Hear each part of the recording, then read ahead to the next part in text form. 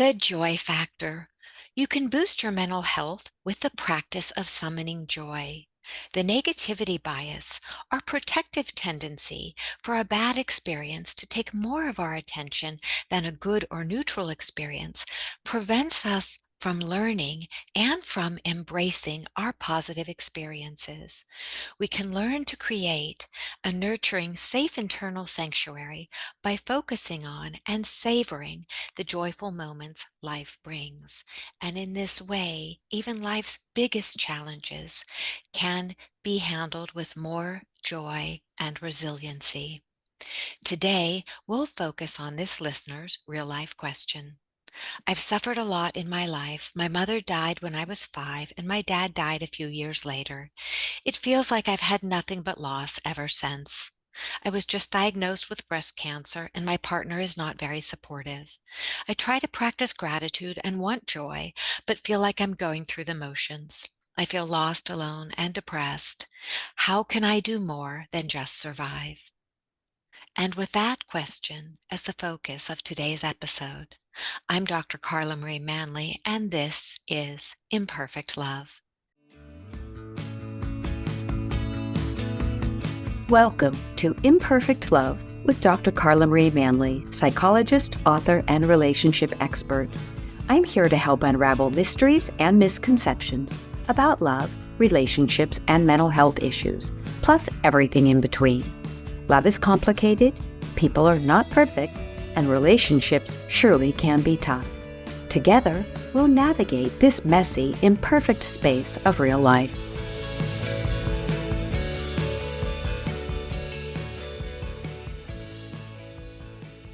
Today, I am absolutely thrilled and blessed to introduce our very special guest, Ari Honarvar, who will be sharing her experiences on joy and cultivating and repairing all relationships with the self, with others in the world, and with the divine.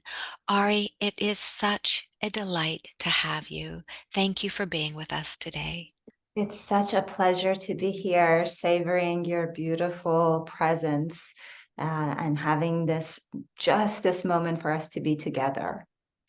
Ari, thank you. You bring so much to the world. Your energy is radiant.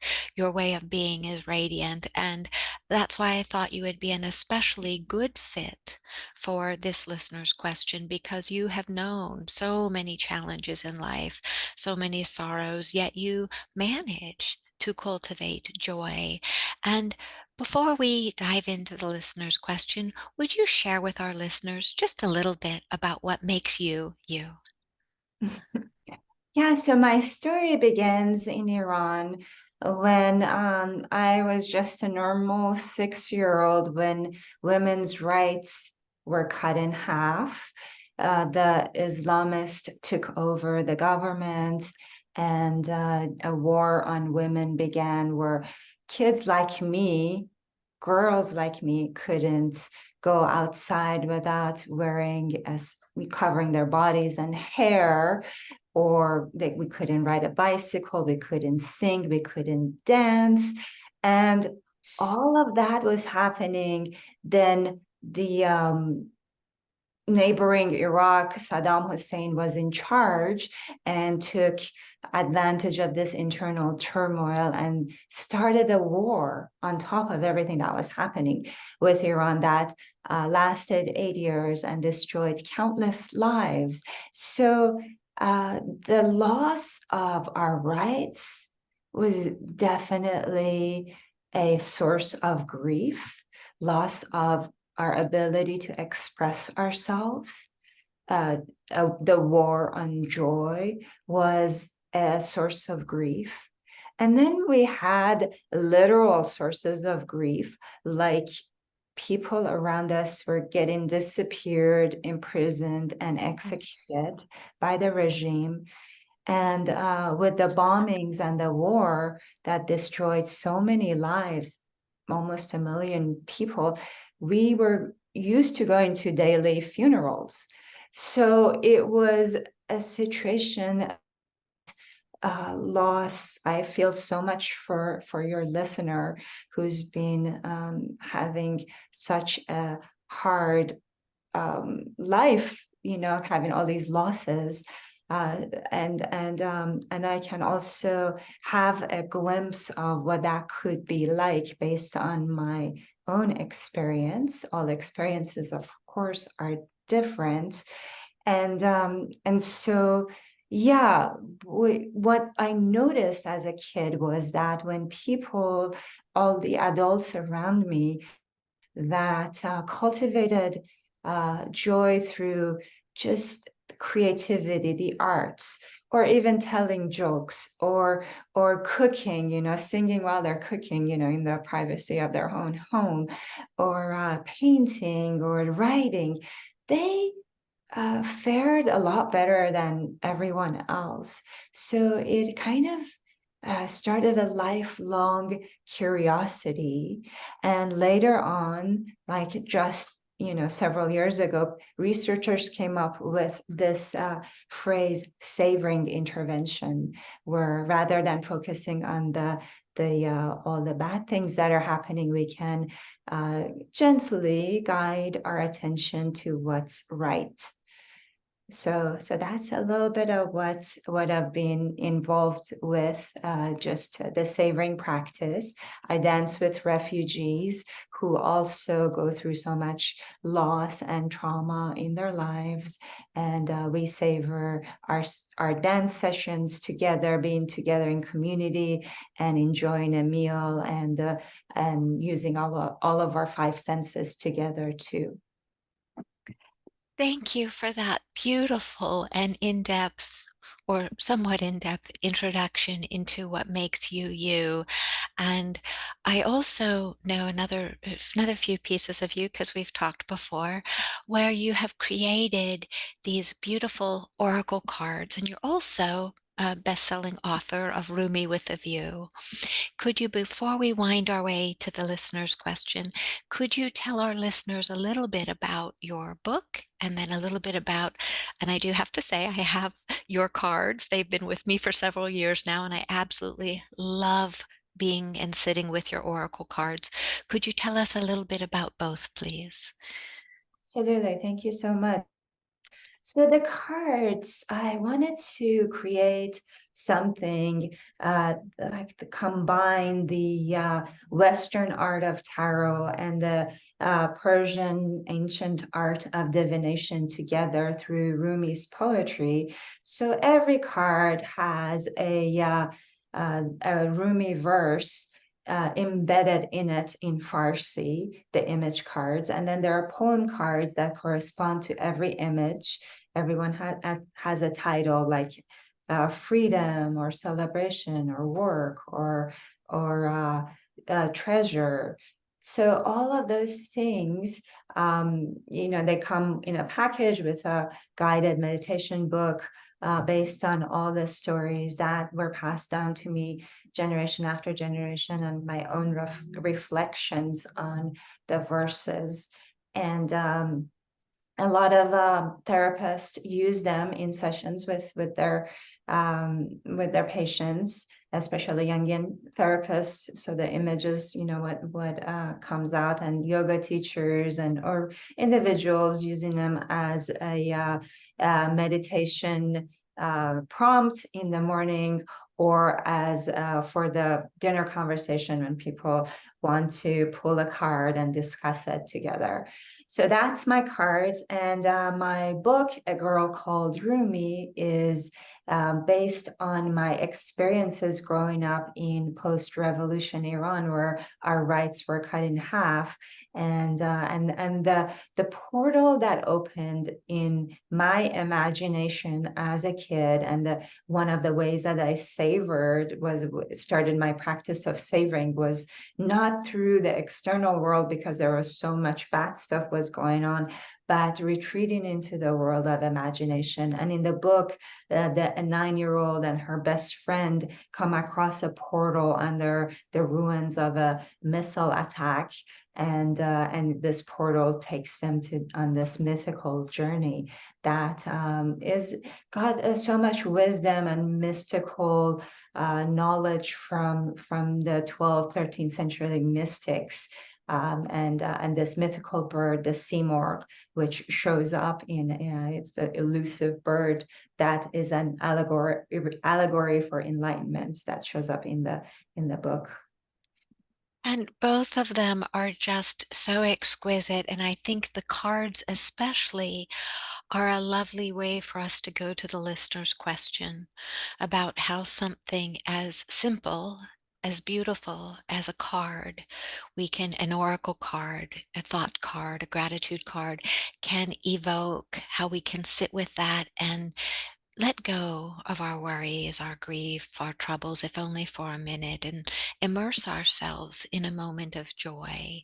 Could you tell us how the listener could use something as simple as these beautiful cards or a piece of artwork, a piece of nature, a photograph to bring about joy? Could you describe that, please? Mm, mm. Absolutely. Or a song or a smell. Like so many refugees that have lost their home, have lost their loved ones. Most of the kids have lost their siblings. Most of the parents have lost their children. So that this is when we play a song that reminds them of home, reminds them of the good times that they had before all these losses occurred, and we're dancing together, something miraculous happens where they're able to savor the memories of what was, how beautiful it was. The song takes them back to a really beautiful place. So there are multiple channels where we can tap into, say, cultivating joy through savoring. And I generally don't cultivate gratitude, and here's why. What I do is what try to provide sufficient grounds for gratitude if it wants to arise. So I don't go right after gratitude. What I do is I bring about ways that we can just get into the zone and see what arises, whether it's happiness, whether it's contentment, gratitude, and through a piece of a card or a drawing or a photo, a beautiful photo, if we really engage our senses, like the texture of the card or the photo in our hand, how does it feel, and what do we see in that piece of art, how our eyes can follow and just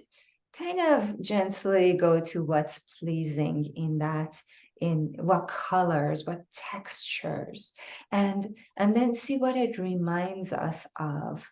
Are there any smells while we're looking at this? Or if we're out in nature, if we see a flower, what is that smell? Like just really inhale a lung full of the aroma of the flower, and see the bees around it, and see the shape of the sky and the clouds and how puffy they are, or how whatever texture that they might be, the ground, how does our feet feel on the ground? And just by bringing ourselves to our five senses, what sounds do we hear? It provides that sufficient grounds for savoring, for just allowing to the neural structures to get stronger as we keep doing it throughout the day, like when we have a cup of tea, to really be with the tea and the texture of the cup, the warmth of the cup, the taste of the first sip, etc. That's one way that we can keep shifting our focus to what's right, and bring it gently back from what's wrong. I really love how you describe that, Ari, because not to minimize our listeners' grief, not to minimize all of the terrible traumas she suffered in life, but realizing that one of the gifts we might be able to bring her today is the realization that if she's able to grow in internal resilience, in mindfulness, which it just feels very much to me like that's what we're talking here. The mindfulness of being in the moment, of savoring the moment, and allowing ourselves to be present for, as you say, as you smell a flower and you notice the bees and you're taking in the scent and the feeling of the air. We really can't be in the future or in the past at that time. We can't be thinking about all of our losses, and we can't be worried about what chemotherapy or, cancer might be bringing us. Instead, what you're describing is this art of really immersing ourselves, savoring this precious moment, and using the five senses, as you said, your eyes, even if your eyes are closed, it's interesting how our eyes still give us information when they're closed, our ears, our nose, our fingers, all of our senses, and even our sixth sense, to allow ourselves to build internal joy, internal resilience. And I can see as you're talking how that creates gratitude almost as a byproduct, because how can we not smell that rose, sniff the lavender, look in awe at that dragonfly or bird, and be grateful? Because in that moment, we are grateful, we are there. And so I love that you really bring that forward, that piece of savoring, being present, soaking in this very moment, which is all we really have anyway. We just have this moment. Absolutely, absolutely. And what I loved how you said this is not to minimize the loss. That is so important to acknowledge the reality of what's happening for us, not to minimize and not to bypass it. What the savoring practice allows is for our capacity to hold that loss, to be in the difficulty of reality, our current situation, allows us to have a better capacity, a bigger capacity, become more spacious in the way that we handle challenges.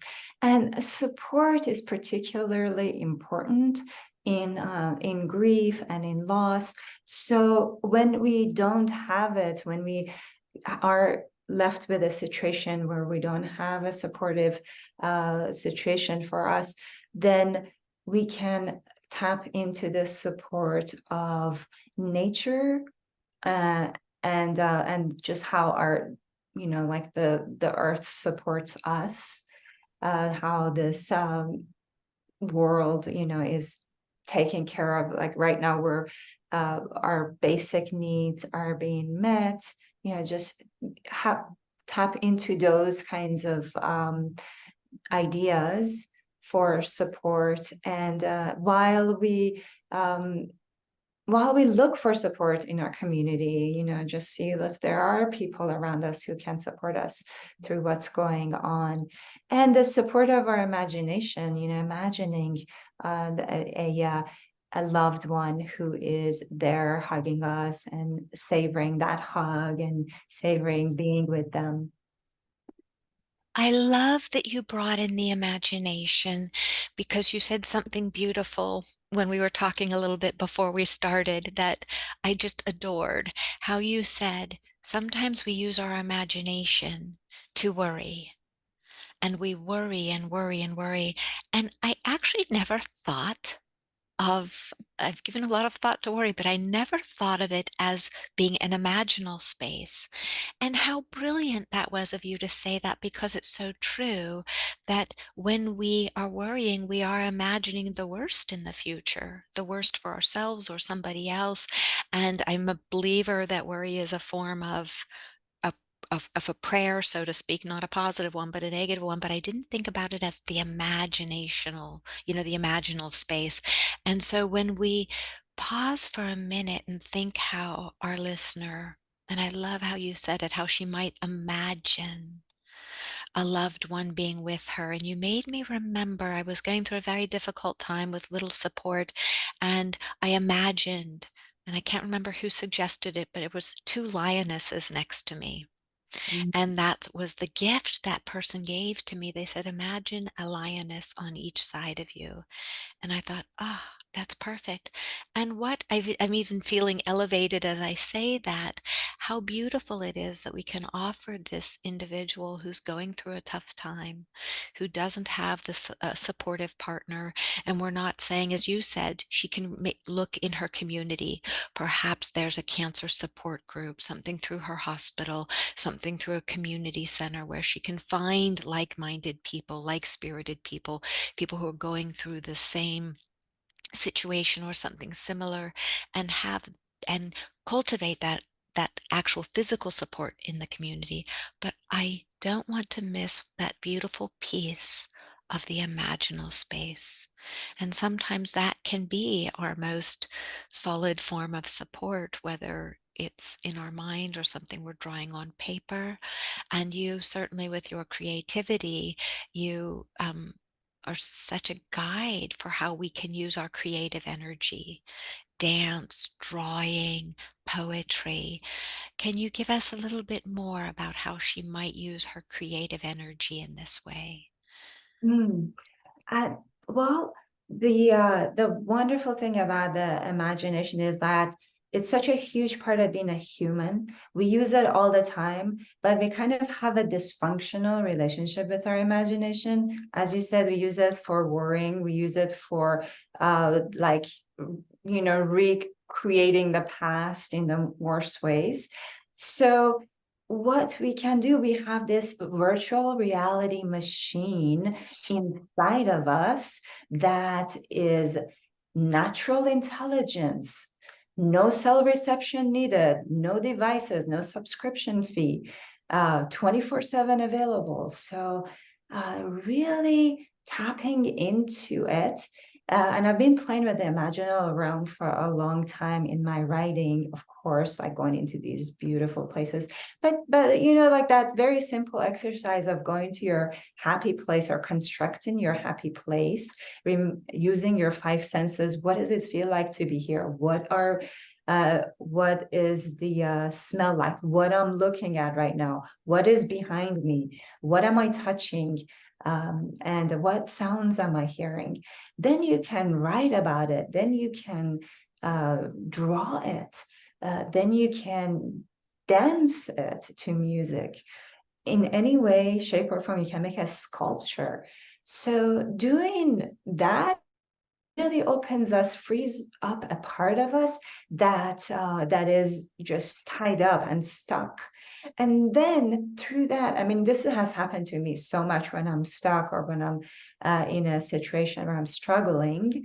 I end up going to my imaginal realm and coming out, and I have all these solutions on all these resources that previously were I was they were in my blind spot, and they're right there in front of me now. I love that we're pausing here in the space of the imaginal. I was trained in Jungian psychology, depth psychology, so the imagination is often missed in our world where we're very focused on reality and external success and getting more and doing more. And I think it's so beautiful how you described it as our own, free of charge, always accessible virtual reality system. And then it's up to us to realize, am I going to program this to war games, to negativity, to worry, or am I going to be really mindful, harness it? And there is, in all of us probably a side that wants to go sometimes toward that negative. That's that protective part that's, very old in our brains to look out for the threats. Yet we can continue to pull ourselves to the present and into those spaces of creating a future and a moment, the here and now, that is beautiful, that is exquisite, that is saturated with sunlight or rain. warmth, animals, whatever we want to bring into that space, we can bring into that space and sit with it for as long as we like, rather than sitting with the fear and the negativity and the anxiety. Why not bring all of this in to allow us to heal, to reduce our, stress chemicals, to reduce the cortisol and the adrenaline, allow ourselves that beautiful sacred space of healing. It's so divine that you're bringing all of this right here to us and to the listener. Thank you, Ari. Thank you. Thank you so much. And when we move to another piece for this listener who, again, saying there is obvious grief here, there is obviously a lot of sadness, even mourning for a partner, grieving that there's not a partner present who can and or will step in for her and be her solid source of support. What might you say, without going into that part of the relationship, other than the imaginal space, other than using wonderful tools like dance and play and laughter and finding support in the community? Is there another gift that she might cultivate that will help her through this next challenge in her life? I got introduced to the phrase body budget a few years ago, which was so useful. Even before I knew this term, I would have a conversation with someone, and I would at home and tell my husband, "Oh my God, that was an expensive conversation." And what I meant wasn't like a monetary, but on what it did to my psyche, or what it did to my body. So the body budget is a term that Lisa Barrett Feldman, I believe, the psychologist, I read one of her books, and she talks about this predictive ability of the brain to see how much the situation that you're going to and exert how much of the reserve of the body you're expending to be able to deal with the situation. So my instincts were right on about something being expensive or not. So if you look at our body as an account, we have a budget. So what would put good, wonderful deposits in this account? Good sleep, eating good food, having a good conversation, a hug from someone, and just the very basics of exercising as much as we can, being out in nature, experiencing awe. All of these are deposits in our account. Now, what are withdrawals? Having an argument with someone, going through grief, having a physical ailment like cancer, or going through chemotherapy. So those are all withdrawals. And to be able to nourish our bodies by just putting as much deposit in our account as we have control over, just savoring pleasant moments is one way that is a deposit in our account. Then we're able to have more capacity to deal with the difficulties in life when we're flush and we're not in the red with our body budget. That is beautiful and so perfect, because I can imagine for our listener and for many people that balance gets very low because we're doing for other people and trying to make ends meet and all of those things. So we can really, let's take it down to a granular level. Eating a lovely breakfast, savoring that orange that you've peeled, the oatmeal, every bite of it, whatever it is you're eating, trying to make it healthful and savoring it, savoring the moment. That's something that can be done. Being aware, if you're going to work, that if there are people who are taxing, who take a toll, who take away a withdrawal from your account, You have the right to keep people like that at bay and not have interactions with them so they're not too taxing. If you're, and then at lunchtime, you could have a nice deposit into your account by sitting in the sun, eating a little healthy meal, relaxing, playing, maybe then going if you have to go back to work. But I can see someone moving through their day, being very conscious about this is taking a deposit. So this is taking a withdrawal. So let's put in 2 or 3 little doses of a deposit, even if that means sitting mindfully in a bus and breathing, or at a traffic light, pausing to take a deep breath in, deep breath out, imagine a beautiful saying or a poem. I can see how this might help really build resilience inside and help that account that is obviously very depleted for this person get built up again in small ways. Mm, absolutely. And one of the practices that relationship-wise I do with my family, when we are wanting to have, for example, difficult conversations that need to happen, we ask each other, like, do you have enough reserve? What is your body budget? Can you have this talk? So just by doing that, just by checking in with ourselves and each other, this allows us to have such a better, smoother, more loving conversation than if we're both or all of us are depleted and trying to resolve something. We're running on fumes and hangry, and then we're trying to say talk to each other too. So just being aware of our body budget can really shift how we move in the world. And again, I'm realizing that this is such a discussion of mindfulness.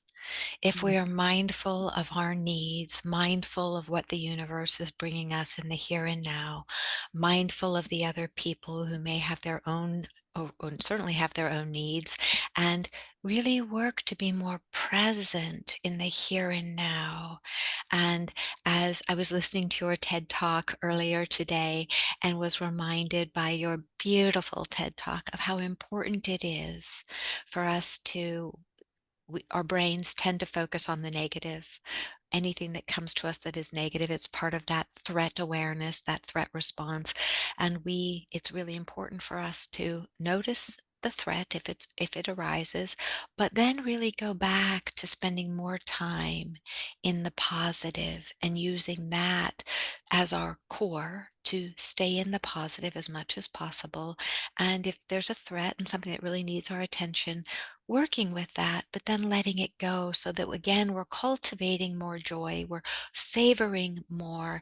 And that act alone builds all of that wealth inside your being, helps you be more aware of the joy, that wealth of joy that is just waiting to take us, through life if we befriend it and focus on it. Absolutely. That's such a beautiful way of putting it. Thank you. Well, thank you, and thank you for that TED Talk. It's just beautiful. And as we wrap up, I'm reminded of how, as a child, when you were 6, the right to sing, the right to ride a bicycle, the right to laugh, the right to be, all of those things, doing those in public as a woman, those were all taken away from you. And how beautiful it is that you've used that experience to bring more awareness to not only our right to embrace all of those parts of our being, that are right as women, as individuals, for all of us to be able to be our authentic selves and express ourselves, and how you've made your life in so many ways about bringing awareness to all of us that it's in some ways not just our right, but perhaps our responsibility to show up, to sing, to laugh, to dance, to be as authentic and as joyful as we can in any given moment. Absolutely. Joy is our birthright, and people in Iran right now are risking their lives they're getting hammered, and the crackdowns are terrible by the morality police with those who are singing and dancing and in public and going without head covering if you're a woman. And this is my right to express myself. Joy is my birthright. And then there is this war on joy in Iran. So for those of us who don't have to deal with an external morality police, let's not deal with our own internalized aspect of morality police and be shy about expressing our joy or laughter or dancing in public. Ari, thank you for all of the beauty that you have brought to us today. I would like to use one piece of your work to wrap up. And this is from Ari. When we slow down during pleasant moments, our system is given a chance to hardwire the positive experience into our brains. And that is the essence of joy. So thank you again, Ari. It's such a privilege and a joy and a delight to be with you today. Thank you. So, Ari, where can our listeners find you? I'm on the web, I'm on social media. You can find me at rumiwithaview.com, and you can search my articles and my TED Talk, and any newsletter that I have, you can join on my website. And they can also find your cards online. So that's brilliant. Please let me spell your name for our listeners. It's Ari, A-R-I, last name Honarvar. And I misspoke earlier. Her website is Rumi with a View, and you can find her book and her wonderful cards and all of her resources on her website, Rumi with a View. Ari, I am again so grateful for your time and your energy and your beautiful spirit today. Thank you so much. Oh, the pleasure is all mine. Thank you so much for allowing me to have this space with you today. Thank you, Ari. And with that, thank you, listeners. And this is Imperfect Love. Thanks so much for sharing your time with me today. Remember, you have the power to transform your life and love fearlessly, if imperfectly, and it's my privilege to help you along the way. You can find more life-changing content, including my books and other podcast episodes, at drcarlamanley.com. Feel free to submit your own confidential questions through my website. I'll do my very best to include your issue on a future episode. If you found this podcast helpful, please subscribe and leave a review.